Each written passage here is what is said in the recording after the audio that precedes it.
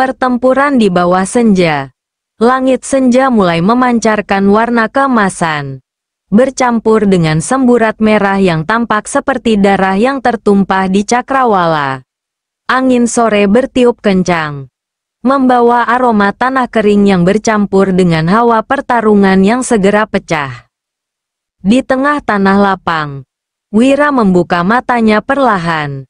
Ia menatap ketiga muridnya yang kini duduk bersila di hadapannya. Dantian dan meridian mereka telah stabil. Aliran ki dalam tubuh mereka kini berputar tanpa hambatan, menandakan bahwa mereka telah mencapai tingkatan pendekar 3 dengan sempurna. Saat itulah, suara langkah kaki bergema di kejauhan. Debu mulai berterbangan, menutupi sebagian cahaya senja. 100 sosok muncul dari balik bukit, bergerak mendekati mereka dengan langkah mantap. Mereka adalah pasukan Kapak Utara, musuh bebuyutan dari geng Kapak Selatan yang selama ini menunggu kesempatan untuk membalaskan dendam mereka.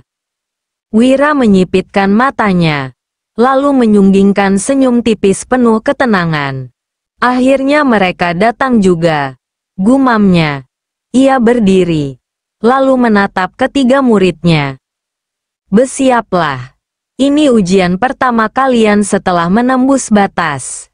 Ketiga muridnya bangkit perlahan. Tatapan mereka kini berbeda. Tidak ada lagi keraguan. Tidak ada lagi ketakutan.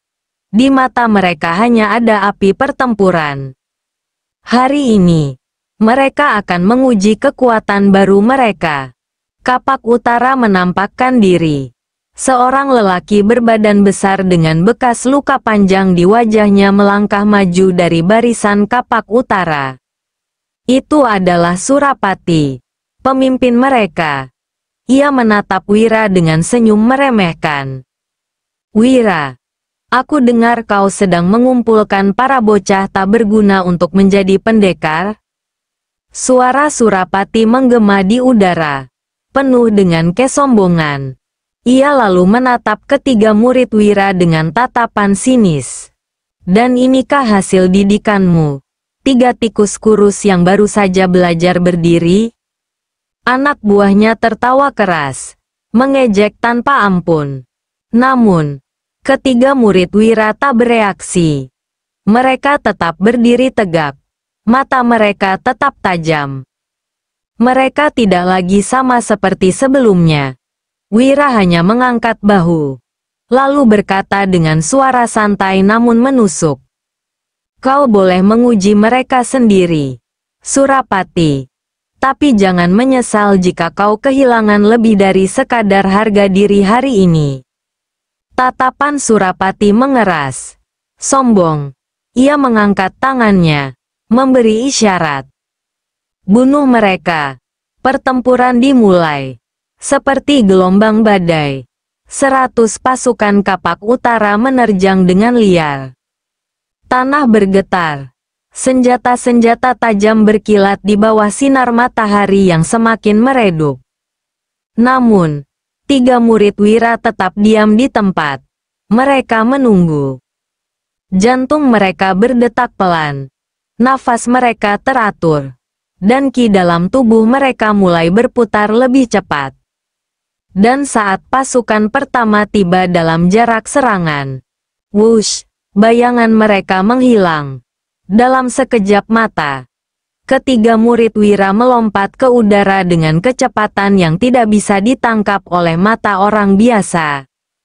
Pasukan Kapak Utara terperanjat, namun sebelum mereka sempat bereaksi, duar, satu pukulan telak menghancurkan dada salah satu dari mereka.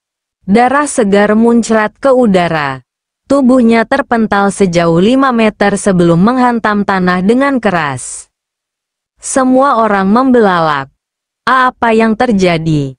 Mereka bahkan tak bisa melihat bagaimana serangan itu dilakukan.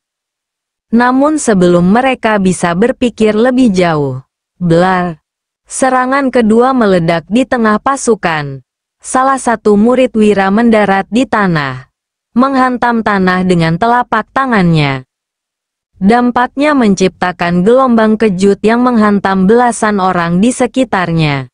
Pasukan Kapak Utara terpental ke segala arah. Beberapa dari mereka muntah darah akibat dampak yang begitu besar. Surapati terperanjat. Ini bukan manusia biasa. Mereka sudah menembus dunia pendekar tingkat 3. Ini mustahil. Namun, sebelum Surapati bisa mengambil keputusan, satu murid Wira melesat ke arahnya dengan kecepatan yang mengerikan. Kau pemimpin mereka bukan? Suaranya dingin. Mata Surapati melebar. Namun terlambat. Blar. Tinju murid Wira menghantam dada Surapati dengan kekuatan yang cukup untuk menghancurkan batu besar. Gah! Surapati terlontar ke belakang sejauh 10 meter. Ia terkapar di tanah. Terbatuk darah. Pasukan Kapak Utara terdiam. Mereka baru saja menyaksikan pemimpin mereka dipermalukan hanya dalam satu serangan. Kengerian mulai menyelimuti mereka. Ketakutan mulai menguasai hati mereka. Mereka menyadari bahwa mereka telah membuat kesalahan besar dengan menantang Wira dan murid-muridnya.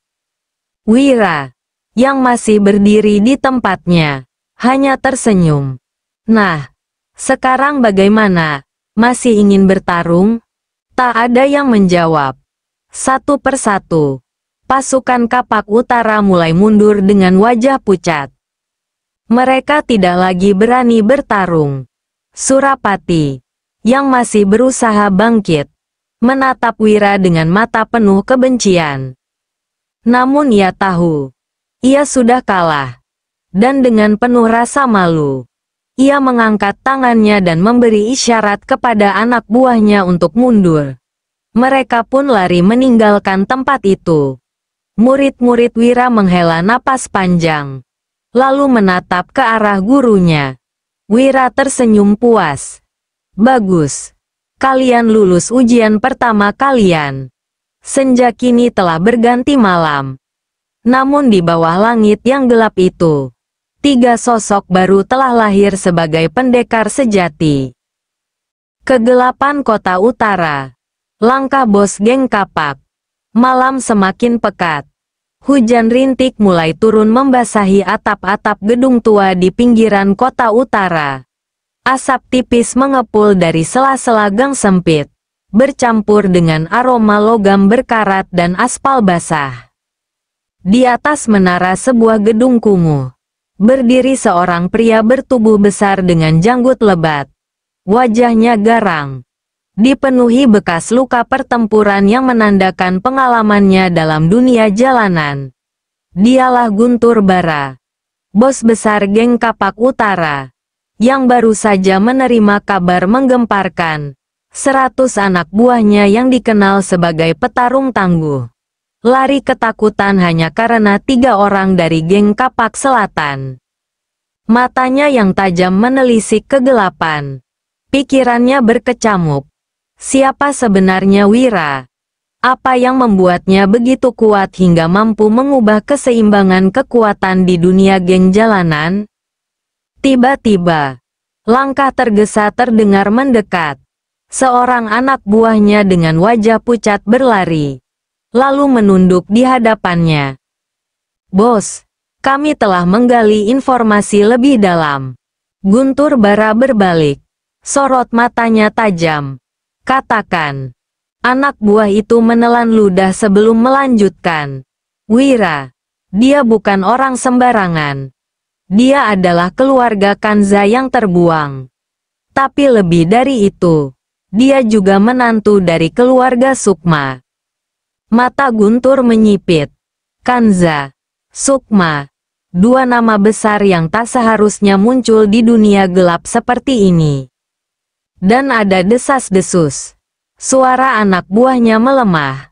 Ada kekuatan maha tinggi yang tak kasat mata di belakangnya. Dada Guntur Bara bergetar. Tangannya mengepal. Rahangnya mengeras. Sekarang ia mengerti. Lawannya bukan sekadar seorang pendekar jalanan biasa. Seketika, Ia mengambil keputusan. Segera kosongkan gudang di wilayah selatan. Cepat. Sebelum mereka datang dan mengobrak-abrik tempat kita. Suaranya berat dan tegas. Siap, bos. Anak buahnya segera berlari ke parkiran. Menyalakan kendaraan.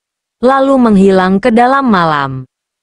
Tapi Guntur Bara tetap berdiri di sana. Diam. Ada sesuatu yang lebih besar yang harus ia lakukan. Tanpa banyak pikir, ia berbalik menuju mobil off-road hitamnya. Mesin meraung. Ban menghantam genangan air di jalanan kumuh. Ia melaju menembus kegelapan. Menuju sebuah gedung tua yang sudah lama ditinggalkan. Tempat di mana ia tahu Wira mungkin akan muncul. Guntur bukan orang yang mudah tunduk. Apalagi memohon. Tapi kali ini, ia tahu bahwa satu-satunya pilihan yang dimilikinya adalah belajar dari Wira. Dengan tangan yang masih menggenggam kemudi erat, pikirannya menerawang ke depan. Apakah Wira akan menerima permohonannya? Ataukah ini akan menjadi akhir dari kejayaannya sebagai bos geng Kapak Utara? Di luar, kilat menyambar langit yang muram. Seolah menandakan bahwa malam ini akan menjadi awal dari sesuatu yang jauh lebih besar. Bayangan di malam pekat langit di atas kota terasa lebih kelam dari biasanya. Seolah menyimpan sesuatu yang tak ingin diungkapkan. Hujan gerimis yang turun perlahan membasahi jalanan. Menciptakan genangan kecil yang memantulkan cahaya samar dari lampu jalan yang redup. Di depan sebuah gedung tua yang terbengkalai, Guntur Bara menghentikan laju mobil off-road hitamnya. Ia menarik napas dalam. Namun sesuatu membuat dadanya terasa sesak. Udara di sekitar gedung ini terasa berbeda. Dingin. Menusuk tulang. Bahkan lebih dingin daripada malam-malam sebelumnya. Padahal, tempat ini adalah wilayah kekuasaannya. Matanya menelisik sekeliling. Tetapi tak ada seorang pun di sana. Gedung itu masih seperti yang ia ingat. Kusam. Berdinding retak. Dengan ilalang tinggi yang mulai menelan sebagian besar halaman.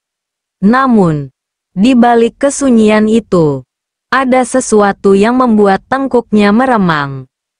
Perlahan, Guntur melangkah turun. Sepatu botnya menginjak tanah yang becek, menciptakan suara lirih di tengah kesunyian yang mencekam. Ia menyusuri ilalang yang merambat liar, mencoba mencari tanda-tanda kehidupan. Lalu, di kejauhan, ia melihat sesuatu. 100 anggota geng Kapak Selatan. Mereka sedang bersila dalam diam. Bermeditasi di bawah cahaya rembulan yang tersamar di balik awan. Nafas mereka teratur. Tubuh mereka diam. Tetapi udara di sekitar mereka terasa bergelombang. Seolah ada kekuatan yang tak kasat mata sedang mengalir di antara mereka. Ini bukan geng Kapak Selatan yang dulu. Guntur mengamati mereka dengan cermat. Tetapi sebelum ia bisa melangkah lebih jauh, 3 sosok berdiri hampir bersamaan. Mata mereka bersinar tajam, penuh kewaspadaan. Mereka bertiga saling bertatapan, merasakan sesuatu yang familiar. Ngapain Guntur datang ke sini? Gumam salah satu dari mereka. Mungkinkah ia ingin menuntut balas atas apa yang telah kita lakukan pada anak buahnya? Ujar yang lain dengan nada lebih dingin. Guntur mendengar kata-kata itu. Ia menghela napas, menyadari betapa berbedanya keadaan sekarang. Dulu, 3 orang ini hanyalah anak buah rendahan. Mereka takut padanya, patuh tanpa banyak bicara. Namun kini, dialah yang merasakan tekanan dari mereka. Perlahan, ketiganya melangkah mendekat. Kau mau menuntut balas atas apa yang terjadi dengan anak buahmu? Tanya salah satu murid Wira dengan nada tenang, tetapi dalam. Guntur menelan ludah. Tidak. Jawabnya dengan suara sedikit bergetar. Bahkan ia sendiri terkejut dengan reaksi tubuhnya. Mengapa aku gugup? Pikirnya. Aura dari ketiga sosok di hadapannya benar-benar berbeda. Mereka bukan lagi orang-orang yang ia kenal. Mereka bertiga saling pandang. Lalu, mau apa kau kesini? Guntur menarik napas dalam. Ini bukan saatnya ragu. Aku datang untuk mencari Wira. Aku ingin meminta maaf dan menjalin hubungan dengannya. Jawabnya jujur. Ketiga murid Wira kembali bertukar pandang. Salah satu dari mereka mengangguk kecil, lalu menunjuk ke arah timur. Kalau kau ingin bertemu dengan Tuan Wira, beliau ada di sana. Mata Guntur mengikuti arah yang ditunjuk.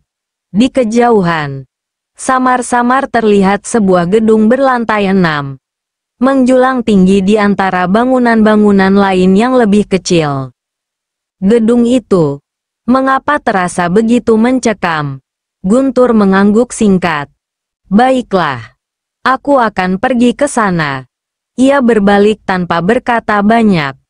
Namun, saat melangkah kembali ke mobilnya, ia sempat menangkap tatapan ketiga murid itu. Mereka masih menatapnya dengan penuh kewaspadaan. Guntur kembali masuk ke dalam mobil, menyalakan mesin, dan tanpa banyak berpikir, ia menekan pedal gas. Mobil off-road hitam itu kembali melaju menembus pekatnya malam, menuju gedung yang disebutkan tadi. Gedung berlantai 6. Guntur sampai di depan gedung itu. Ia turun dari mobil, menatap ke atas. Tiba-tiba, brurememem, suara gemuruh baling-baling helikopter menggetarkan udara di atasnya. Guntur segera mengangkat wajahnya. Matanya mengikuti sebuah helikopter hitam yang baru saja lepas landas dari puncak gedung. Lampu merah di ekornya berkedip-kedip. Lalu helikopter itu melesat cepat ke arah timur, menghilang di balik kegelapan malam. Guntur mengernyit. Siapa dia? Gumamnya. Jawaban tak langsung datang dari bisikan angin yang membawa sebuah nama ke telinganya. Windu. Seseorang baru saja meninggalkan gedung ini. Seseorang yang mungkin memiliki hubungan dengan Wira. Namun, ia tak punya waktu untuk memikirkan itu sekarang. Ia harus menemui Wira. Dengan langkah berat, Guntur melangkah menuju gedung berlantai 6 itu. Siap menghadapi apapun yang menantinya di dalam sana.